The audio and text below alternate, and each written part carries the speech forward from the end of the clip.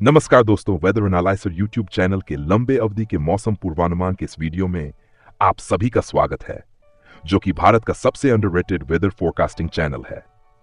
आज के इस वीडियो में हम जानेंगे अगले कई दिनों के दौरान देश भर रहेगा मौसम का हाल। पूरी जानकारी के लिए कृपया इस वीडियो को शुरू से लेकर अंत तक पूरा जरूर देखें। तो चलिए वीडियो को शुरू करते हैं। आइए आज और कल के मौसम का हाल जान लेते हैं। आज मंगलवार 22 अक्टूबर, आज केरल, माहे, तमिलनाडु, पुडुचेरी, कराईकल तथा दक्षिण आंतरिक कर्नाटक के कुछ स्थानों पर मध्यम से भारी बारिश होने की संभावना है। वहीं आज अंडमान और निकोबार द्वीप समूह में डिप्रेशन के प्रभाव से व्यापक रूप में बारिश की उम्मीद है, जबकि कोंकण और गोवा में भी व्यापक तौर पर हल्की से मध्यम बारिश हो सकती है।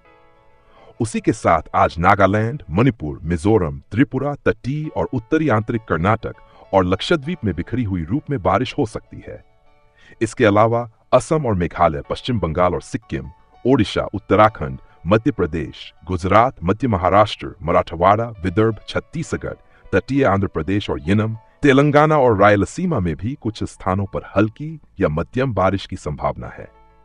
कल बुधवार 23 अक्टूबर, कल दक्षिण भारत के कुछ राज्यों सहित नागालैंड, मणिपुर, मिजोरम, त्रिपुरा, मेघालय, गंगीय पश्चिम बंगाल और अंडमान और निकोबार द्वीप समूह में व्यापक रूप में बारिश और गरज चमक के साथ बौछारें हो सकती हैं।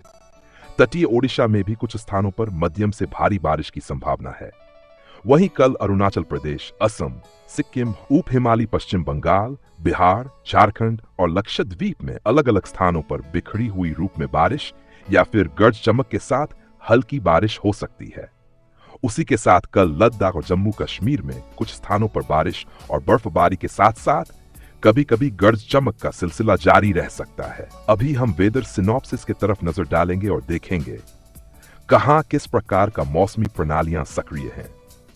कल पूर्वी मध्य बंगाल की खाड़ी में बने निम्न दबाव वाले क्षेत्र ने पश्चिम उत्तर पश्चिम दिशा में बढ़ते हुए आज सुबह 5:30 बजे डिप्रेशन में बदलकर उसी क्षेत्र में केंद्रित हुआ। इसकी अवस्थान 15 डिग्री उत्तरी अक्षांश और 91 डिग्री पूर्वी देशांतर पर थी, जो कि पारादीप से लगभग 730 किलोमीटर दक्षिण पूर्व और सागर द्वीप से 770 किलोमीटर दक्षिण दक्षिण पूर्व में है। यह प्रणाली आगे बढ़ते हुए कल सुबह तक चक्रवाती तूफान दाना में परिवर्तित हो सकती है और परसों सुबह तक यह उत्तर पश्चिम बंगाल की खाड़ी में एक गंभीर चक्रवाती तूफान यानी सीवियर साइक्लोन भी बन सकता है। इसके बाद यह ओडिशा और पश्चिम बंगाल के सीमावर्ती तटों के बीच पुरी और सागर द्वीप के पास शायद 24 तारीख की रात में या तो 25 तारीख के सुबह में तेज हवा के साथ 100 से 110 किमी प्रति घंटे की गति सहित 120 किमी प्रति घंटे की सर्वोच्च तेज हवाओं के साथ कहीं भी टकरा सकता है। तमिलनाडु और आसपास के क्षेत्र में उच्च स्तरीय चक्रीय परिसंचरण समुद्र तल से 6 किमी ऊपर तक फैला हुआ है और पूर्वी बंगाल, बांग्लादेश और समीपवर्ती क्षेत्रों में समुद्र तल से 1.5 से 3 किमी ऊपर चक्रीय परिसंचरण मौजूद है, जिससे थोड़ा बहुत लोकलाइज्ड एक्टिविटीज हो सकता है। अब हम विस्तार से जानेंगे अगले कई दिनों के दौरान देश भर कैसा रहेगा मौसम का हाल। शुरुआत पूर्वी भारत से करें तो 23 से 26 अक्टूबर के बीच आने वाले तूफान दाना के चलते ओडिशा के अधिकतर स्थानों पर हल्की से मध्यम तो कुछ इलाकों में भारी बारिश की संभावना है और कल या परसों से 25 या 26 अक्टूबर तक ओडिशा सहित पश्चिम बंगाल के भी अलग अलग स्थानों पर बहुत भारी बारिश से अत्यधिक भारी बारिश की भी संभावना है। साथ ही 24 अक्टूबर को झारखंड में कुछ स्थानों पर हल्की से मध्यम बारिश और वहीं अलग अलग स्थानों पर भारी बारिश की संभावना है। अब दक्षिणी प्रायद्वीपीय भारत में चलें तो तमिलनाडु, पुदुचेरी, कराईकल, केरल, माहे, तटीय और दक्षिणी आंतरिक कर्नाटक में अधिकतर स्थानों पर हल्की से मध्यम बारिश हो सकती है, जबकि अलग अलग स्थानों पर गरज चमक के साथ बारिश या बौछारें पड़ने की संभावना है। साथ ही आज और कल के दौरान केरल, माहे, तटीय और दक्षिणी आंतरिक कर्नाटक, तमिलनाडु, पुदुचेरी और कराईकल में अलग अलग स्थानों पर भारी बारिश की संभावना है। 24 और 25 अक्टूबर को तटीय आंध्र प्रदेश और यानम के कुछ जगह पर मध्यम से भारी बारिश होने की संभावना है। अब चले पश्चिमी भारत के क्षेत्र में तो कोंकण और गोवा में अधिकांश स्थानों पर हल्की से मध्यम बारिश के साथ गरज चमक के साथ बारिश या बौछारें पड़ने की संभावना है, जबकि बाकी क्षेत्र में अगले 4 दिनों में कुछ स्थानों पर हल्की से मध्यम बारिश हो सकती है। इसके बाद के 3 दिनों तक सूखा मौसम रहने की संभावना है। आने वाले दिनों में पूर्वोत्तर भारत में बारिश थोड़ा बढ़ सकता है, जबकि मध्य भारत में इधर उधर बादल बनेंगे, उनसे थोड़ा बूंदाबांदी हो सकती है। लेकिन बाकी के क्षेत्र में मौसम शुष्क रहने की ही उम्मीद है। उत्तर पश्चिमी भारत में ज्यादा बारिश की गतिविधियों होने की कोई संभावना नहीं है।